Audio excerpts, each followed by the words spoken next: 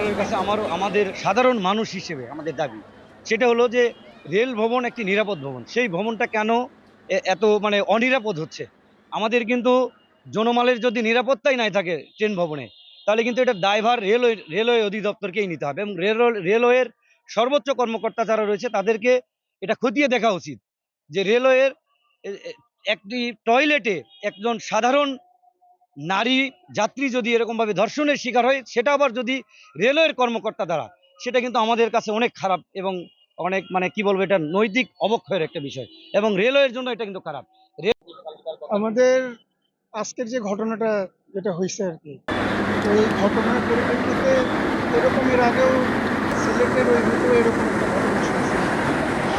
আজকেও এরকম একটা ঘটনা হলো, তাও আবার কমলাপুর রেল স্টেশনে যেতে যাবো, সেটা তো এরকম অনাকাঙ্ক্ষিত ঘটনা। এটার জন্য আসলে আমাদের রেলওয়ে পুলিশের আরও এই বিষয়টাতে স্ট্রিক্ট হওয়া উচিত। রেলওয়ের ট্রেনের ভিতরে অন্তত পক্ষে যা হচ্ছে বা এই টাইপের ঘটনা যেন সামনে না ঘটে, এই জন্য কর্তৃপক্ষ যারা আছে তাদেরকে আরো বেশি এই বিষয়ে একটু সতর্ক হওয়া উচিত। রেল কর্তৃপক্ষকে এই দিকটা নজর রাখতে হবে যেন তাদের দ্বারা এরকম অপ্রীতিকর ঘটনা আর না ঘটে। আর তাদেরকে এই বিষয়ে